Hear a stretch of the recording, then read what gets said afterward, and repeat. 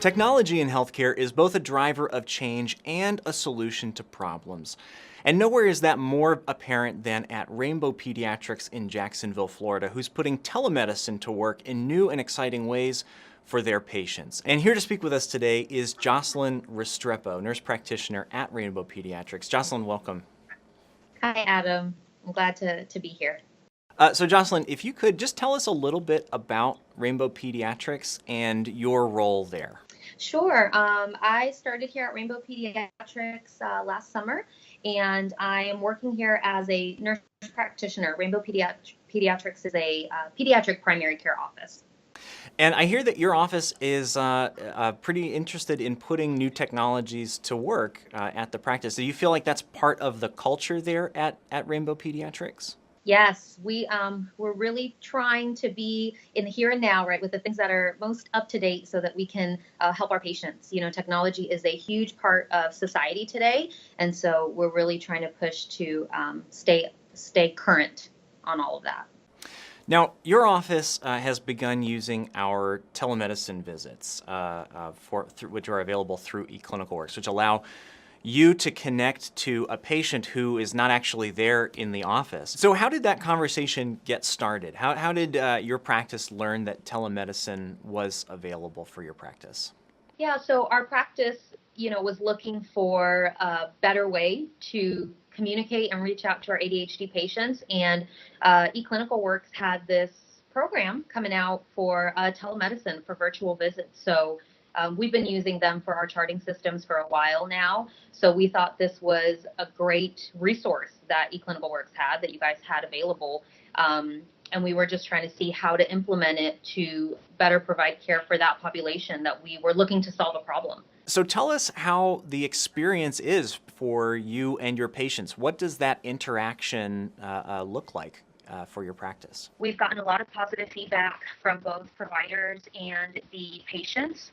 I think the biggest word that patients use is convenience. So we're able to be here at the office, and patients don't necessarily have to drive all the way here to see the providers and address their concerns. They're getting the same level of care, and they're able to see a provider face to face in the comfort of their own home. So they're sitting on their couch, they're in the line to pick up their kids from school, and right then and there they can do a visit. So it just really is an easy way to get things done, and you're not changing the level of care.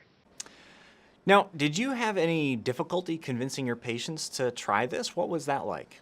So I feel like I didn't really have to do a lot of convincing with the patients. I think patients were aware that this technology was already out there, and so I feel like a lot of them were very excited that we were implementing this in our office. Now, there's always going to be a few patients here and there that are a little hesitant. They, like to do things how it's always been done.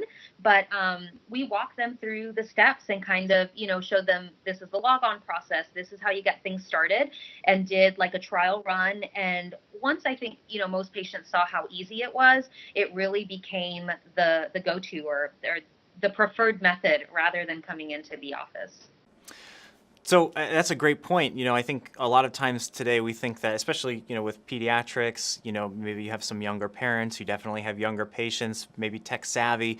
Even then, they might not be comfortable going through the whole process on their own. So it sounds like you do a little bit of hand-holding and make sure that they understand how that works so that they feel comfortable getting up and running. So from a practice perspective, what types of issues does this solve for you? I mean, were you having issues getting people to their visits? Were there quality metrics that you thought could be improved here? What can you say about that? So one of our biggest issues with our ADHD patients, and I don't really think this is because the parents don't want to come, but is compliance with the visits. Like I had mentioned earlier, we truly need to see these patients on a regular basis, sometimes monthly. And it just is very inconvenient for parents to have to take time out of their day, work schedules, school schedules to come in for these appointments. So sometimes appointments get missed. Patients are having periods of time where they're not taking their medication, and this medication needs to be taken on a regular basis for it to have the best positive outcome for our patients. So by implementing these virtual visits, we increased our compliance by about 60%, I believe is what it was, just in that first round. So it really helped because parents did not have to take that time out of their day. It was just much easier and much more convenient to get it done, and be able to get these patients the care that they need and the medication that they need on a timely basis, in a timely manner. So this project has helped with some of our quality metrics. We are actually a patient-centered medical home. And one of the biggest things with patient-centered medical home is that you are following through efficiently with your patients. So, patients with different type of chronic illnesses, so asthma, diabetes, ADHD counts in one of those as well. So this has just helped us to increase that compliance and make sure that patients are getting consistent care. So people aren't falling through the gaps. Ideally is what it's helping us with. Now, ADHD is obviously one very focused area where this can be applied. Is your office looking at any other places where you can put something like this telemedicine visit to work? So our office is actually looking into using televisits in other areas. We have just started this project not too long ago, so ADHD was kind of the starter, and we are getting positive results with that. But we do have a project coming up to make our office breastfeeding friendly. And so, being able to consult with new moms that, maybe have a 3-day-old baby or a 5-day-old baby and have a lot of questions about nursing and breastfeeding and all of that, using virtual visits is a great way to do that face-to-face interaction that they need, but not making them leave the house and come out to the office with a newborn baby. So that's in the works. We're just kind of starting that off, but I look forward to seeing how telemedicine helps us in that aspect and that field as well. Well, it sounds like it could be beneficial for any patient who has trouble getting to the office. I mean, you mentioned a couple of pediatric specific situations, but I could also see this being applied to, behavioral conditions for general practitioners, patients who aren't going to a psychologist, but who are being treated for things like, maybe depression or some other behavioral issue where the provider wants to check in on them. I could also see this in place for minor dermatological issues, like if a patient has a question about a rash or something like that, and even like you mentioned, some of those chronic issues, that I know a lot of providers are focusing on, especially if they're dealing with a lot of Medicare, Medicaid populations, which, unlike yours, have a lot of chronic issues as well. So it's great to know that you're putting that into place and making that effective and using it to really increase the amount of access that your patients have. How did you roll this out for your patients? What did your implementation plan look like for televisits? So the way that we implemented the program, we wanted to make sure that we offered this to our entire ADHD population, so all of our patients with ADHD. So we really just had our staff start calling these families and letting them know about the project that we had out there.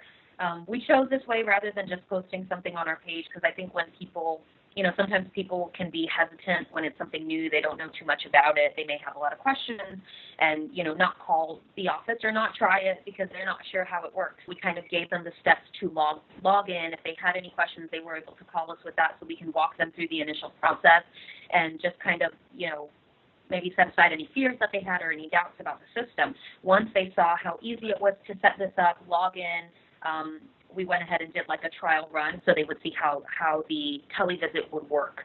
And then we kind of took it from there. Well, I think it really goes to show just how much like a successful almost marketing effort towards your patients can go to drive a lot of this. I think, in the past, people would turn on their patient portal and they would think, oh, well, patients will just start using it. And, they saw low adoption rates. But I think the part that was missing was what you found, which was, you really do need a lot of, information and education, and you need to let them know it's available so that they know that it's an avenue for them to interact with your practice.